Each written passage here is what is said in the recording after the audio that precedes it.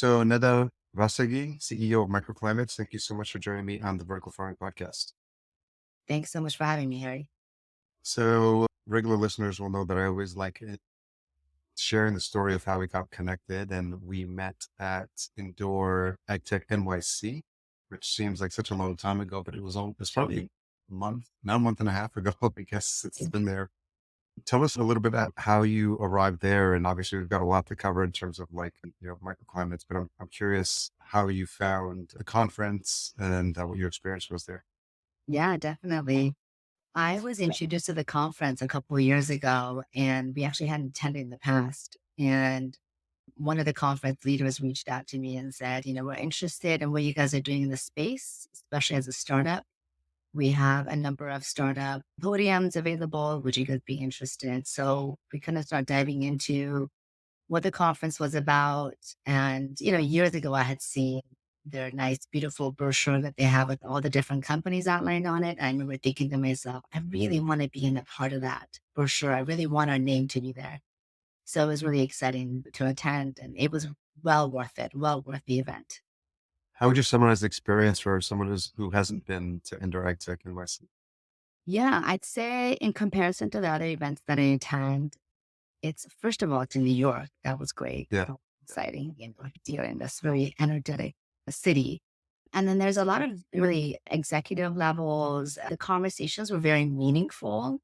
I always kind of gauge these events by quality versus quantity. And if you have freebies that you're giving away and they're still left at your table, then you know you're at a good show when you had quality conversations and it wasn't about, swinging by to grab one of your favorite products, which we love giving to everyone out there. It's just that I think the conversations were very in depth and meaningful. The folks who are listening to us on audio can't see that I'm holding up the little Oh, yeah. mic- microclimates laptop cover, which I've yet obviously it's in my hands. I'm putting it on, but I just happen to see it here on my desk, and I'm like, oh, I still have that from That's last right. year. So Yeah. it's a little privacy thing. And it's an interesting point because it is a higher ticket price point, and this is my second year attending.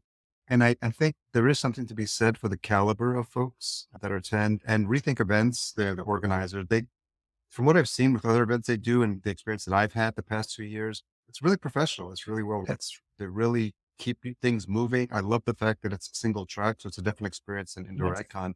And they both have their advantages. I actually had a chat with Suzanne Pruitt from Indoor Icon. She was there as well. So it's always nice to see people from other conferences supporting each other, especially in Yes. this industry. And I She's a think, lady. yeah, she's great. We love working with her. And I really got a feel for that people were getting value, not only from the content, which is always a plus, but the conversation, as you were mentioning, the fact that you had people come in and you had a whole row of your peers who were also in startup mode, being able to share their new innovations as well. So did you get to meet any of the folks who were alongside you in that space? We did. Yes. Okay. Yes. Yes. Actually, one of them is here local in Seattle, Oh, and great. was really nice. Yeah. I really loved how they shined a light on the startups because Yeah. it is innovative, right? And oftentimes for startups, we have to, we blend in, we do our best to blend in and we do our best to showcase ourselves as this very, very, well established company. And it can be challenging at times. And I'd have to say that the fact that they had this venue of startups, people who were coming to us intentionally, right? Because they were looking for that new innovation. They were looking for companies that are agile, that want to make quick decisions, that can work with them, think outside the box. So there was an intentional conversation, which I really appreciated. And talk to me a little bit about how you ended up prior to microclimates. I was looking at some of your CV on LinkedIn. And so you have a lot of experience in food and especially with your last company. Without going through your whole CV, I'm just curious if you can give sort of like the 30-second recap of like the previous job you've held and sort of like leading their way up until, that 2019 timeframe when you were starting microclimates. Absolutely.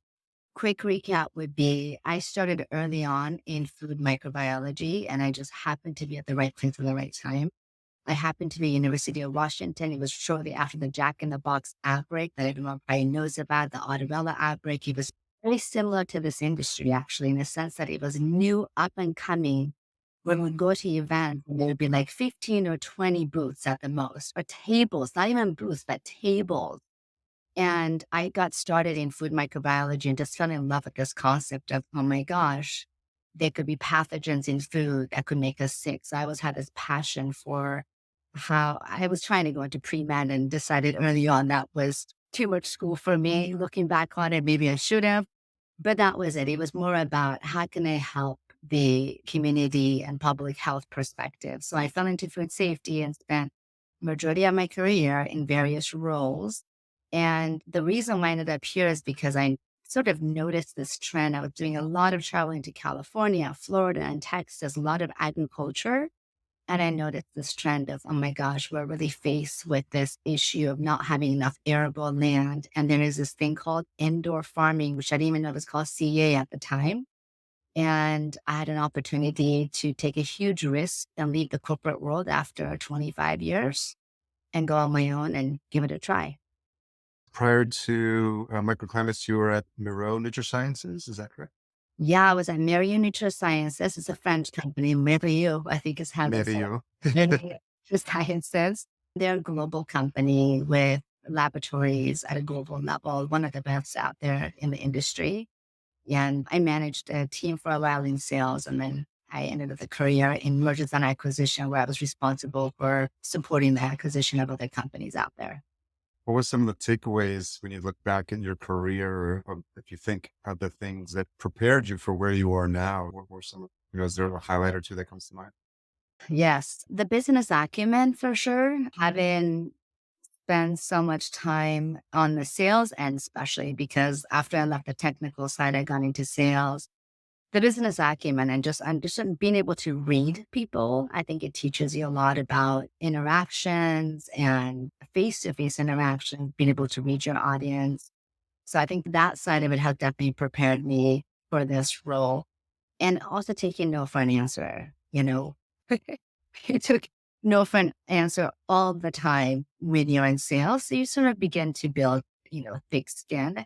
And when you come onto the startup side, I didn't realize how many folks would say no to our Yeah. idea. So, but it helps you kind of build this thick skin. Where did that come from? Is it an inherited trait? Good question. I'd say, yeah, I was born in Iran myself. And I left Iran during 1985, during the Iran and Iraq War. Hence, I have a slight accent.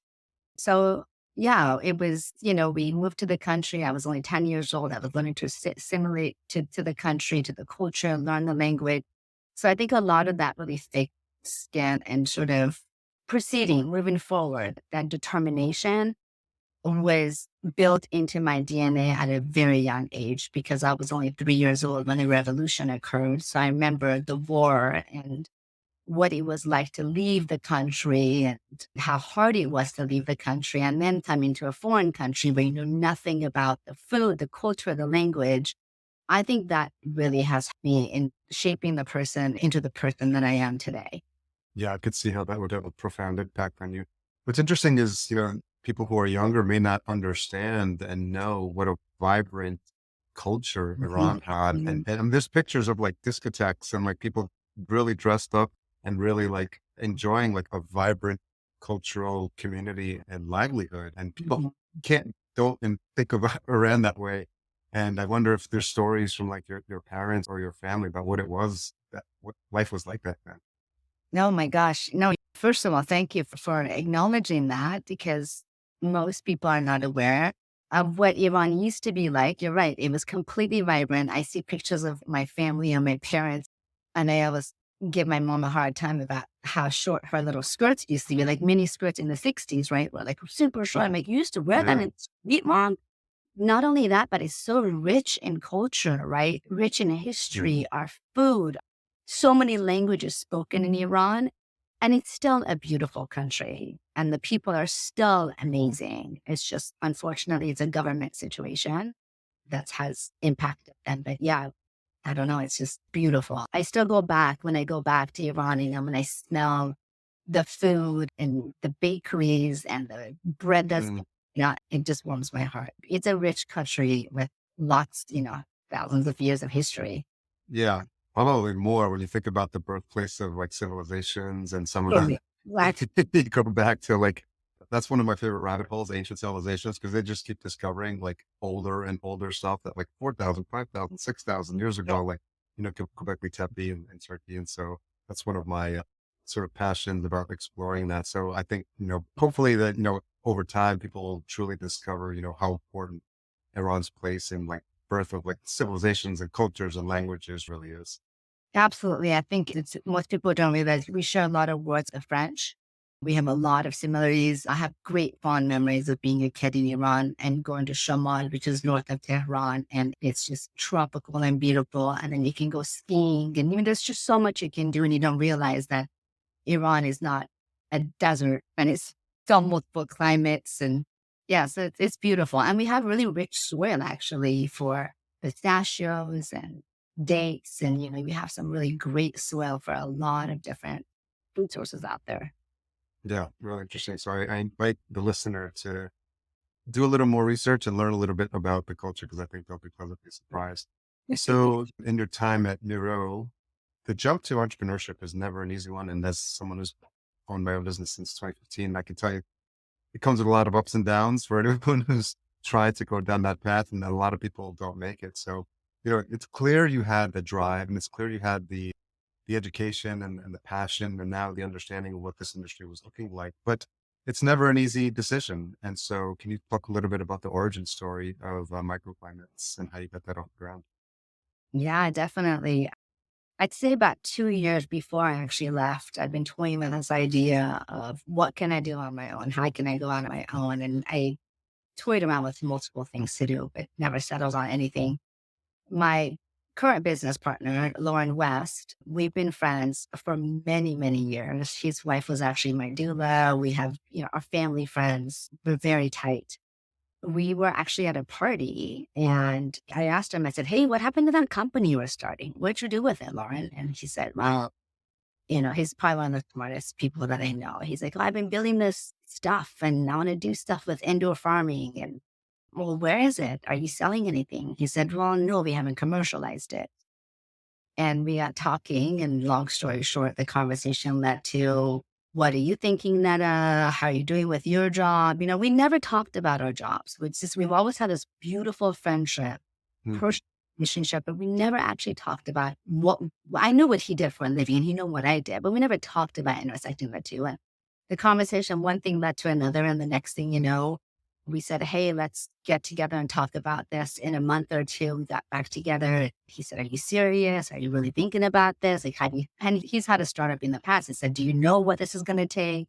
And we had lots of conversations. And we actually got together one night and signed what we call a friendship agreement, which meant that our friendship always comes before this business. And if we ever got to a point where things became agile in any way, we could get therapy and counseling so that we could work through that and this friendship was not going to be impacted. And that here we are and we work through our ups and downs and, knock on wood, we have a great relationship and work really well together. We're the yin and the yang. We're really great together.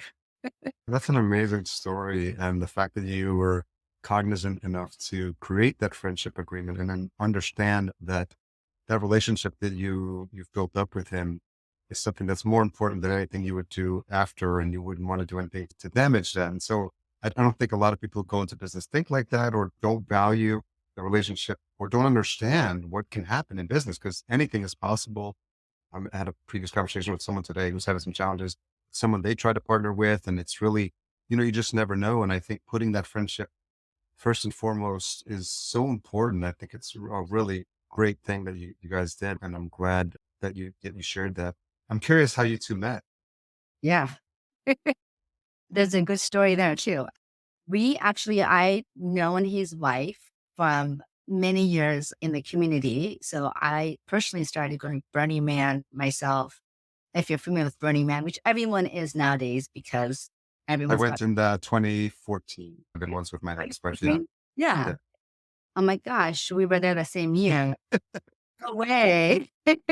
that's funny to think about with knowing what happens and how crazy and it's a wild, you need a lot of prep, especially if you haven't been there the first time. We bought a van specifically for that. It was a wild really fun experience. And I definitely recommend anyone who's got the tolerance for being pushed out of their comfort zone to give it a try. So good. Did you camp with the New York camp? We camped with no, it's actually a San Francisco camp. Like it's Yeah. a Cosmic Giggle. Okay.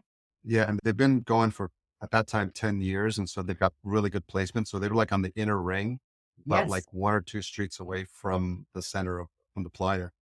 And so, it was just amazing, amazing experience. And nothing can prepare you for what you could Yeah. experience out there. And you literally have to show up with everything. The only thing they'll sell you there is coffee and ice. And literally everything else you have to bring in and take out, which is you leave it. I think it's leave it as you found it.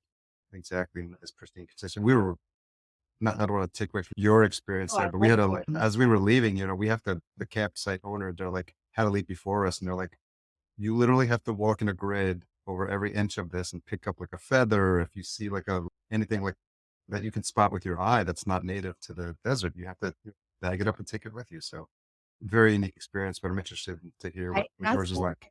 yeah. What they call it the radical self-reliance, right? And you're right. The MOOP, which is you don't leave anything behind. There's not even a glitter. And you get actually get scored of how well you leave your camp. For Yeah. a lot of camps, especially, it's very important because that's going to dictate, are you going to have that great placement again next year? Because if you score low, that means that you were not good to Mother Nature and you left garbage behind. And we literally go through inch by inch of the camp and making sure there's not even a bindi or a glitter left behind in the dust. Yeah. So Lauren and I had known his wife for many years because I actually started going to Burning Man. I think my first year was 2001. So I was very young when it was only Wow.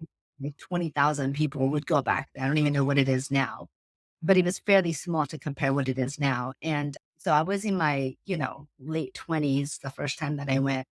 And I had seen his wife all the time at parties. She's a great dancer. I love to dance. I can pretty much dance all night long. And I'd see her, and I would always be like, closing down the DJ. And which I know that you are, and I love your music, by the way. Yeah. Thank you. Yeah. We managed to share that love of electronic music. That's one of my first passions, DJing. Yes, I've had some good times of listening to your podcast and to your DJ actually while I've been biking, which is my Oh, okay. I'm getting The SoundCloud page. yeah, it's great. Anyway, so Robin and I, his wife and I had known each other for many years, and here we are at Burning Man, and I don't remember what year this is. Oh, it was a while ago. And I talked to Robin. I didn't even know she had a husband because I always see her dancing by herself. And all of a sudden, this man comes up to me and I'm putting on a pair of like white platform boots. And he says to me, "Hey, did you get that on Value Village?" He knew I was from Seattle up north. And I'm thinking, this is the most awkward conversation ever.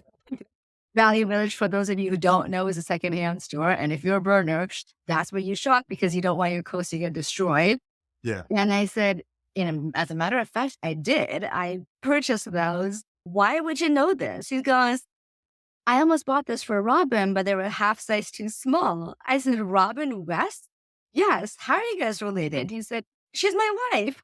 So from that on, Robin and I had known each other, but we hadn't actually hang outside of, parties together. So next thing you know, we camped together that year. We hit it off and this like love affair just started. And I fell in love with Robin, his wife. She became one of my best friends. And then when I got married, we quickly introduced Robin and Lauren to my husband, Kyle. And the next thing you know, now I see their grandchildren. So it's a really sweet relationship. Yeah, that's really nice. Thank you for Yeah. sharing that. It's such a fun story. And Yeah. to have that history and that friendship there, I could see why, you want to make sure that, you've developed that relationship and that friendship, and there's nothing you'd want to do to damage that. So it makes Yeah. sense that you would put in that agreement. So, how did you come up with the concept originally? And is it the same when you started the company to what it is now, the offering? Yeah. The concept initially was mostly for the cannabis market because the cannabis market in Washington state was one of the first states to go live. And he started back then by Lauren and his son. But Initially, it was more of a hardware. They were building out some hardware with some software. But once I came on board, which was the end of 2019, November 8th, 2019 was my last day in the corporate world. We, pandemic 2020, we quickly decided that, we needed to kind of shift a little bit. And the reason why for the major shift is because we actually launched one facility that I brought on board when I came on board. And the hardware that he had been making just didn't do well in an operation, where people are walking by, they're knocking the wires out of the way, and it's just, they weren't plugging it back in. And 2020 pandemic occurred. Next thing you know, we said, you know what, we got to pivot. And we completely pivoted and focused on his core competency, which is software development versus any of the hardware. And we started to identify hardware companies that we could partner with. So it's been a big shift. And we've pivoted a couple of times, but for all the good reasons. And for folks that are not familiar with microclimates, what is their current offering and who is an ideal customer? Yeah, the current offering right now is environmental automation. So, a technology company, we provide environmental automation. And I'd say what's unique in our secret sauce is that we're more focused on integrated controls, meaning that we integrate various systems together onto one dashboard and all the data is harmonized across all of them. So, the customer, we're hardware agnostic. And yeah. Our ideal customer is really someone that's starting out. But if it's easier to work with the customers that are just starting out, right? Because we can point them to our hardware partners that are ready to go. So it's a plug and play solution. We have all the solution. At the same time, we have a lot of customers who already have systems in place and they've had them for 5 to 10 years. And what they're realizing, you know what? I have to have another dashboard, or I can't get these systems to speak to one another. Can a company come in and integrate all the systems together so that they can speak to one another? Then we can provide that solution as well. So they're both great customers to have. I just think that the first one, which is someone that's starting out, is easier on our end and it's a quicker sell. So when you talk about the pain points that farms are facing, we talked a little bit about this when we were at Indoor Agtech NYC and the multiple systems that people sometimes Frankenstein together from different countries with different, connectors. And I think the more and more I learn about about the industry, it's interesting how, resourceful farmers are when they want certain pieces of equipment in their farm and they figure out ways to work them together. And I think people that are outside the industry, they may think that it's all just everything's plug and play and everything works seamlessly together. And that's not the case. And were you surprised by that? Another when you first started discovering, and learning more about these farms? I was actually, yeah, I was. Lauren, because of his technology background, so, you're bringing somebody like myself who's got a science background with somebody who has a very solid technology background, right? So for me, because I didn't have that technology background, I was really surprised. I didn't realize that, all these companies make one thing and they do one thing really well, but either they don't have an open system, they don't have an API, you can't connect systems to talk to one another. I was actually really surprised at how silo everything is in an operation. Yeah. And I had seen that actually in my role, but it was from the more the business side where you had like a CRM system that maybe didn't talk to another system. I'd seen that to some degree, but I didn't realize how painful that is for an operator in the CA world. So now that you've been having conversations with clients and you've actually got systems running in farms, what's been the reaction to people who have worked with you? And when you think about the pain point they had before, what was it about microclimates that made them decide that they wanted to work with you? And then what's been their experience? If there's a couple of clients that you're working with that come to mind who've got a good story to tell. Yeah, definitely. There's actually probably by the time you fix this podcast up and it's launched, you're probably going to see a white paper that's going to be released. And it's our relationship with Lethbridge College in Canada. Lethbridge College is one of the largest colleges in Canada, and they have a greenhouse operation. And their experience was that they were using a different system previously, a system that, I won't name the company, but another great company out there with many, many, many years in the industry, a very robust company. But, they felt like they couldn't customize their system. They couldn't integrate their systems. They couldn't purchase, for example, sensors from company A to pull into the system so that they could sort of be cutting edge at all times and adding new sensors and new automations to their operation. So their experience, and Dr. Nick Sabadov is going to be quoted in this white paper that's going to be released here soon.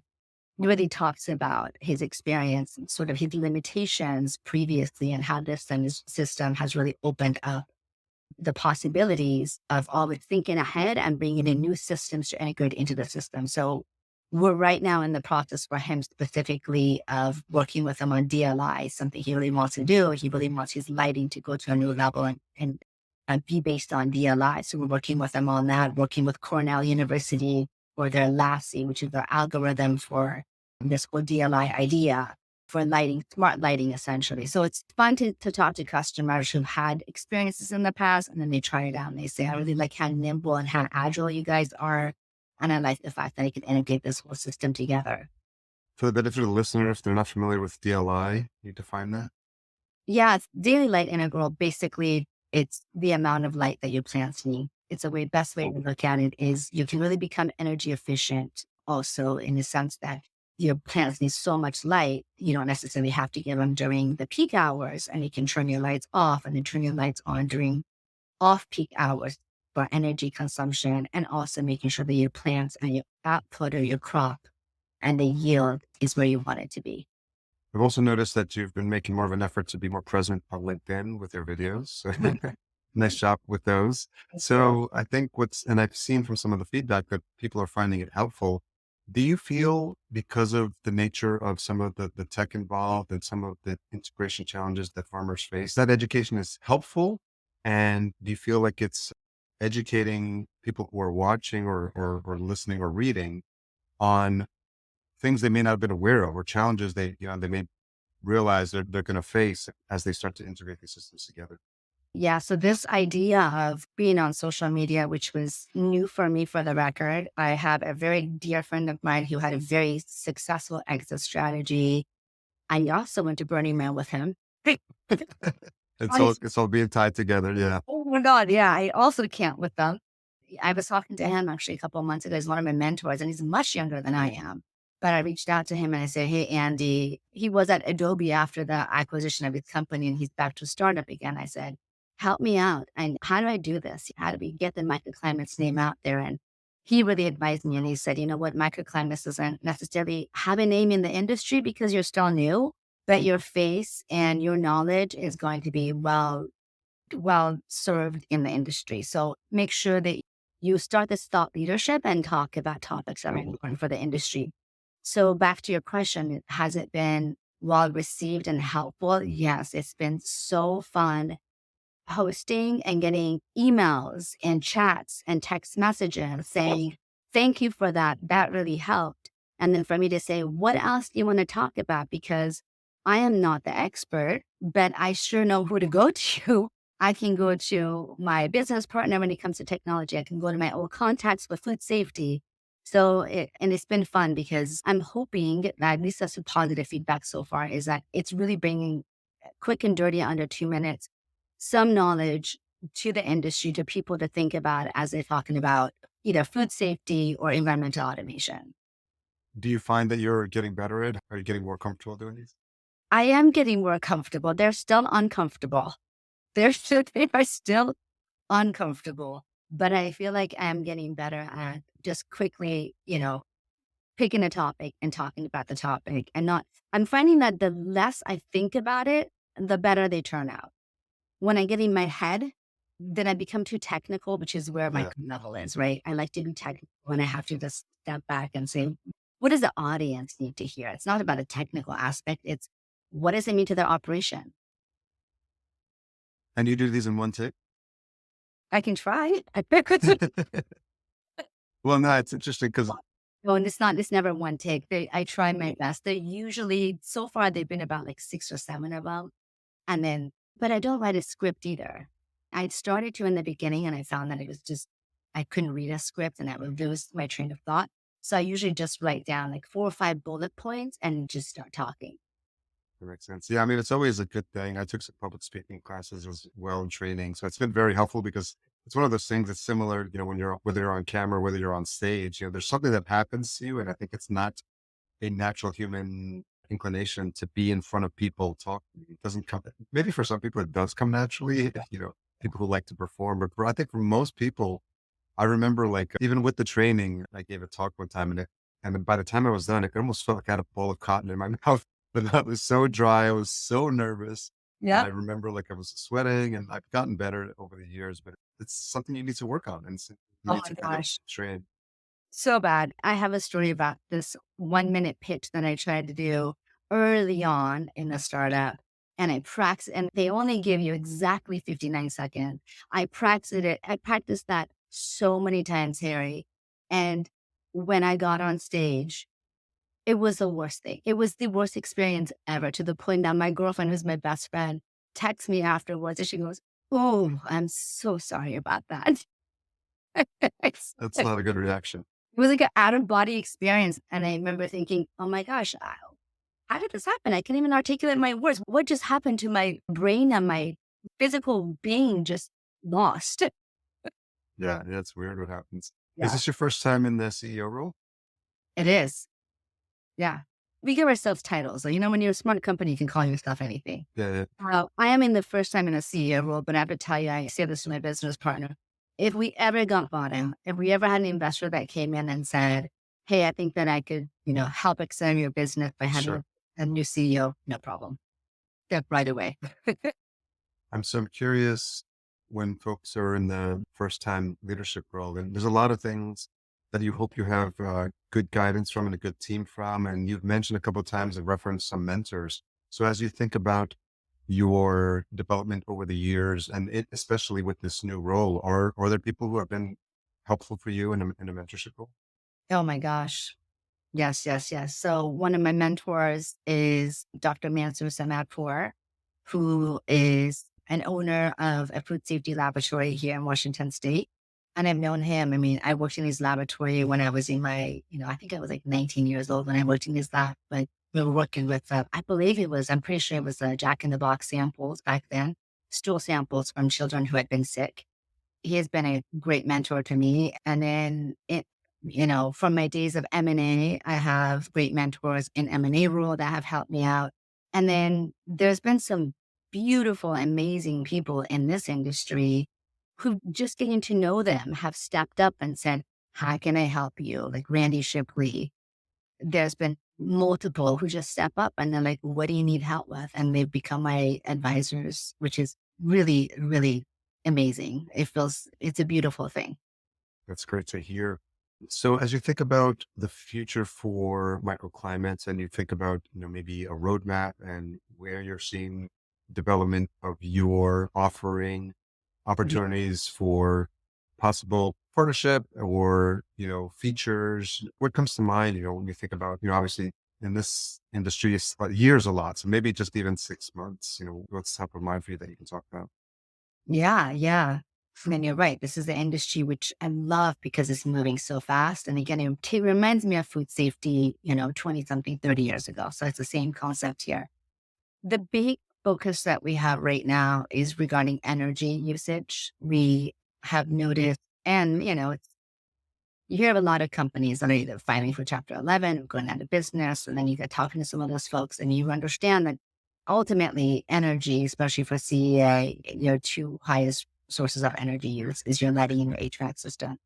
But really understanding energy on a granular level is really, really important. So we're making a huge push right now on the energy aspect of having an energy application with wireless devices that would actually sort of be behind the panel. So you can really understand the granular level, how much energy is even your equipment using, or how much energy is your light using versus your HVAC. And then how do you adjust that so that you can become more focus on your resources, reducing those resources. Energy and water are big ones for us right now with wireless. What's interesting is that when you think about what I saw when I was there at Agtech NYC, and the fact that you have this sort of panel and sort of like a dashboard, you know, kind of Yeah. like your cockpit of what's happening.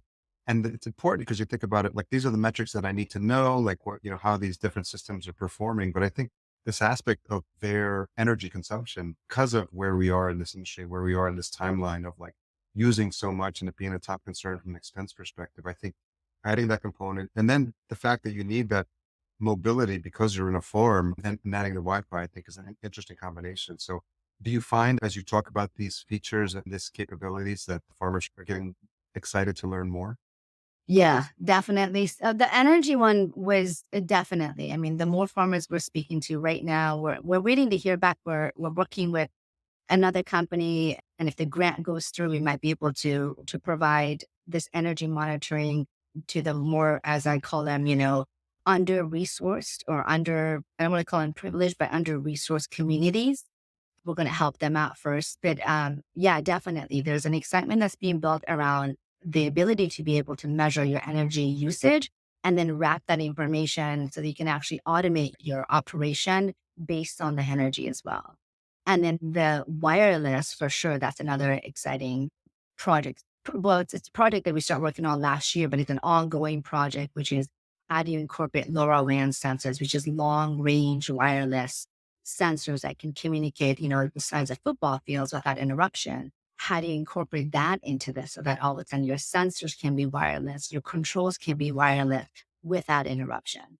It makes a lot of sense. You did mention under-resourced regions. Can you talk a little bit about the work you're doing there and why that's important to you? Yeah, yeah, definitely. There are rural America. There are lots of regions in this country alone that, believe it or not, and I used to travel to these areas when I was in food safety. Like, for example, you go to Lost Hills, California, where Palm Wonderful, the big wonderful pistachios have their facility. And while you're driving, there's no reception. And Mm. in some of those areas, even clean water, believe it or not, drinking potable water is an issue. Like, we don't realize that when you live in these, cities, we don't realize Yeah. how much of our country is under resourced. So our focus right now, and even not just the US, but even at a global level, because we have some projects potentially in Indonesia, at a global level, even you look at areas where they don't have, we're used to just picking up our phone anytime, right? We have wireless connection everywhere. We have access to everything, but there are lots of parts in this country alone who don't have that. So our focus is partnering with different companies like Trilogy Network and a company called Via as well. These two companies that bring on the infrastructure and the foundation of that so that we can help. They bring on the more digital transformation aspect of it, and then if there's farms in those regions, whether it's indoor or outdoor, because we're beginning to explore also outdoor agriculture, then we come in and build have our application sit on top of all that. So these rural America also then has the same access to digital transformation that maybe folks in major, urban cities have access to. Is it surprising for you when you think about all the different places you have to have your hands in when it comes to this, what you're offering? Because you talk about initially, you think about it from a monitoring perspective and the fact that you're tracking what's happening there, but that's dependent on the signal that you get and then the ability to connect with different systems. And then if they're in far flung locations, wired is not an option.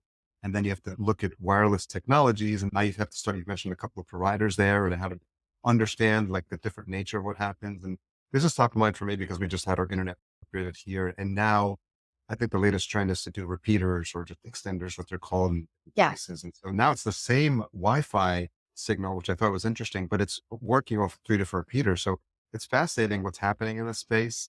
And, there's probably a 5G rabbit hole for people who are worried about that, but we can focus Yeah. on some of the benefits that are happening for now. But, do you find that like you having to educate yourself almost on a daily basis with what's happening in various industries, not just this All the time, Harry.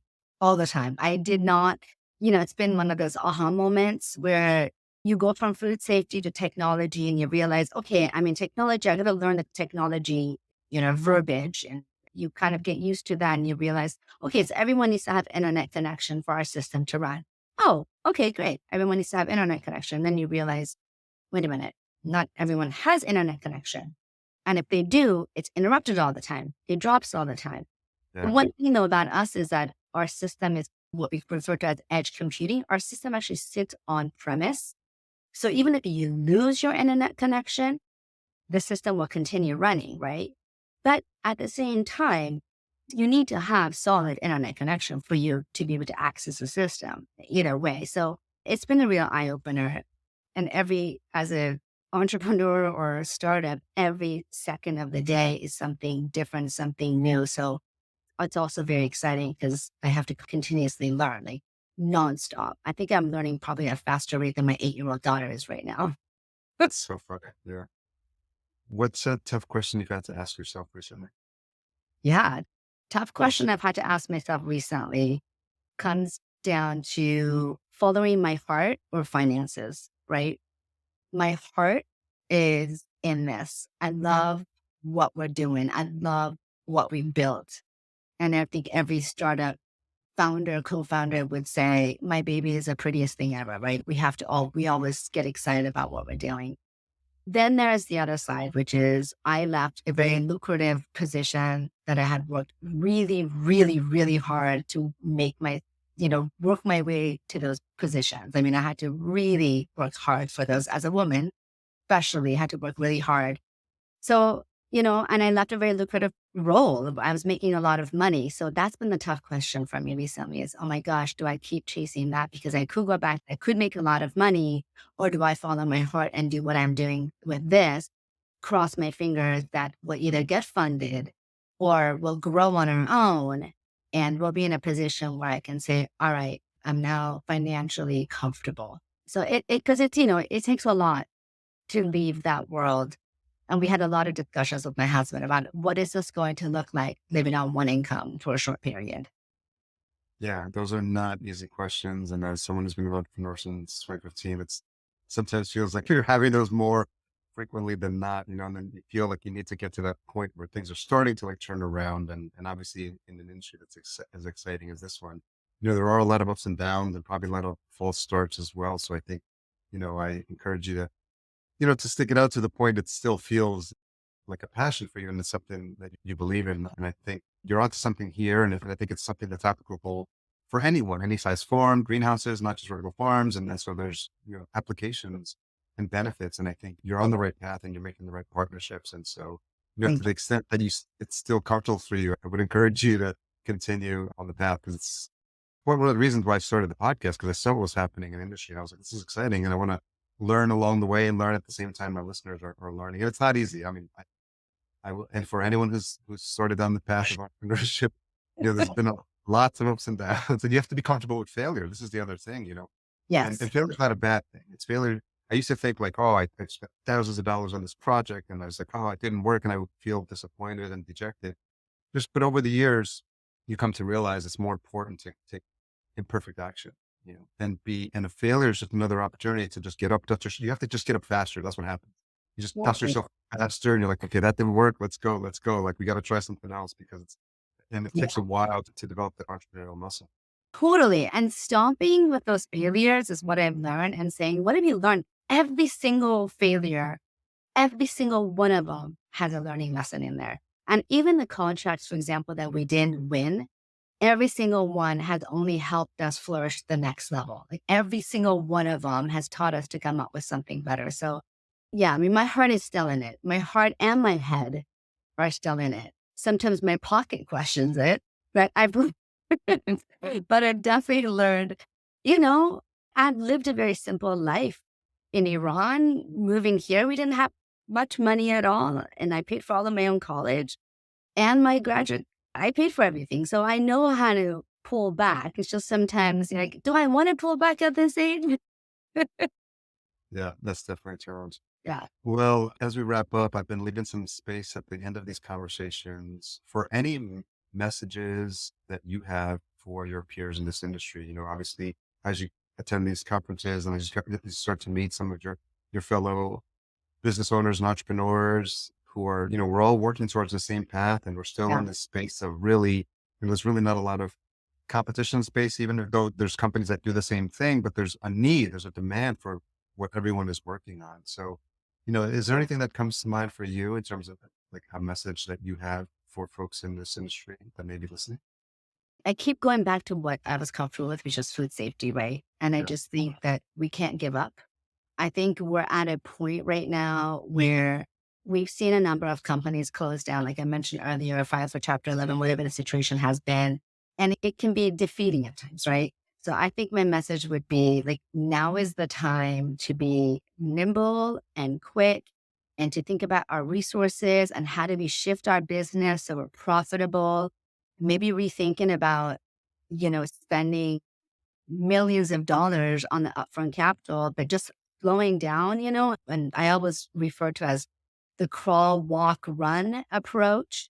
I think too many of us have been focused on building the next greatest vertical farm that can showcase the best, or building the best technology that can do X, Y, and Z, and it can be all AI related. And my message would be, yes, those are all beautiful and exciting, and that's where we all want to go. But I just say, crawl, walk, run. Let's build this out because our future population needs this. I mean, we don't have enough arable land. We're going to be in food security is going to be an issue. And we all need to just kind of slow down and build this together so that we're profitable, we're staying in business, and we're making a difference and following our heart. Because I think most of us are in it because our heart are completely, in it. And we can't get there like if we're running right off the bat. We got to slow down. That would be my big message is it's just be nimble and quick and slow down and think about your resources before you start building things out. There was a lot of good conversations in indoor ag tech around that as well. Well, I think that's a very important message. And I think if that the tone of that and the intent behind that message was repeated on every single episode, I think it would still be a good thing because I think people still need to hear it because you hear a lot of people getting in over their heads with, making plans for, crops that are not being asked for, just because they're sexy or, and then realizing that maybe that wasn't the model or not realizing that their expertise is in being a tech company without any expertise in farming. And, we've seen examples of a lot of people, and thankfully some folks have pivoted and have been able to kind of turn the ship around. I think those words are going to resound Yeah. strongly for this audience. So I appreciate you making time to come on. I always value it when guests spend an hour of their precious time on this show. So for folks to learn more, we'll send them to microclimates.com. Is there anywhere else you want to send folks to stay connected with you? First of all, thank you, by the way. Thank you for having me. So I really appreciate being on here and it's fun chatting with you. Microclimates.com is probably the best. And then our LinkedIn profiles are great places. We spend a lot of time mostly on LinkedIn. We're starting to work a little bit on Instagram, but I'm finding that LinkedIn seems to be the place where there's a lot more interaction with like-minded people. So Well, thanks again for your time. I really appreciate our chat today. great. It was great seeing you again. Thank you.